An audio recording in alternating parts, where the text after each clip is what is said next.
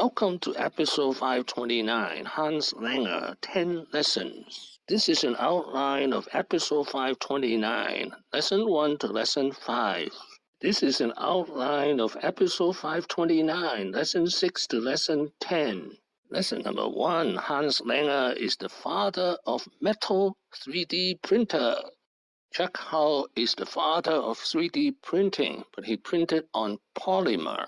Jack Howe was about 3 or 4 years ahead of Hans Langer. In 1986, he co-founded 3D System, still in the market today under the symbol DDD. This is the first item in the world to be printed by a 3D printer. I'm not sure what it is, but Hans Langer is the father of metal 3D printers. But I said, why not to make metal parts?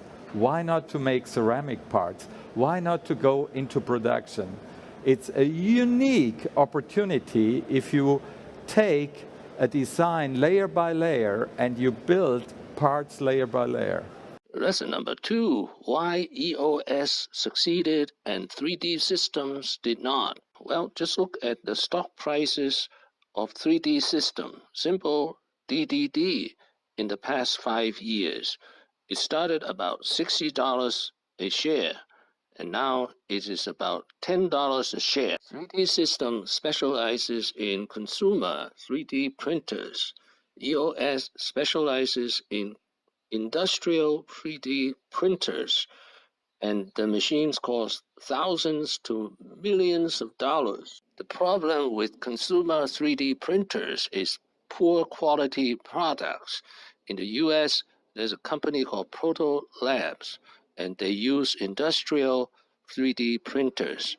So if you get a specification, you mail it to Proto Labs, and they will print it, and they will mail you back.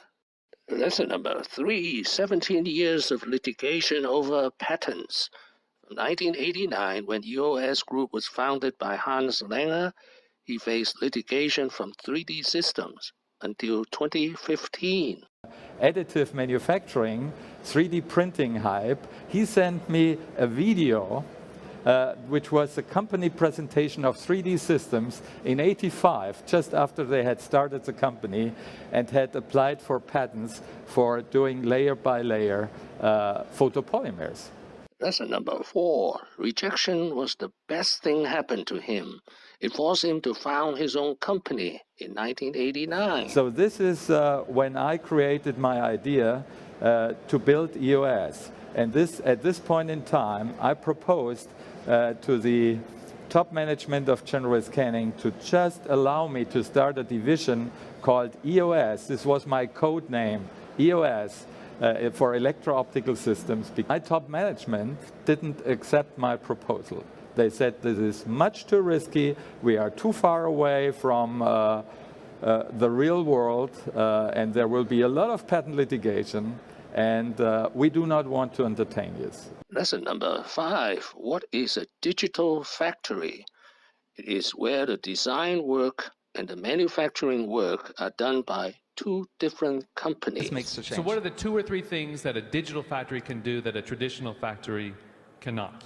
In principle, the digital factory is just a combination of design. Most people do not see this today. They do this. It's simply they are buying the front end, which is a design software. Okay, so you combine the design software with the automation software, and you are able to simulate the factory.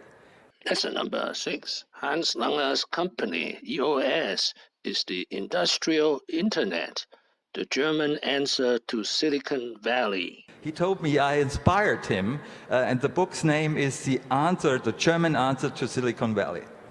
Okay. Lesson number 7, he built his own ecosystem. The ecosystem is called AM Ventures, where he invested in about 20 startups. These startups will build the industry-specific design for his 3D printers. Lesson number 8, he is an opportunist. In 2019, he owns 100% of his company, EOS Group. In the beginning, in 1989, a German angel investor, Volksstrategie, invested $500,000 as seed financing. Hans Langer bought him out. Sued us for patent litigation, and we found a way to survive. We got 75% of the company was acquired by Carl Zeiss. Carl Zeiss, very high reputation optics company, just the desire to manufacture with light.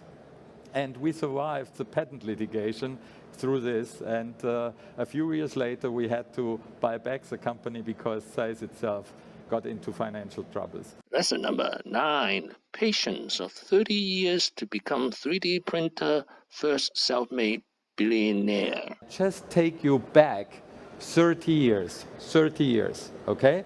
We are now in the mid-80s, and this is when I got my idea. Lesson number 10, he went through 4 stages. He started as a scientist, then he worked on marketing, and later he became an inventor and an entrepreneur. In 1977, at the age of 25, he earned PhD in laser physics from Ludwig Maximilian University in Munich. After that, he worked at Max Planck Institute of Plasma Physics. Because what we did at this point in time is we were developing the 2D world. And after I had seen the presentation of Carl, it was clear to me that we can take this world to the 3D world. And from my background, I'm a physicist, it was clear that opening up the design space would create a huge momentum to the manufacturing industry. Thank you for watching. Please subscribe and leave your questions and comments below. Wishing everyone peace and prosperity.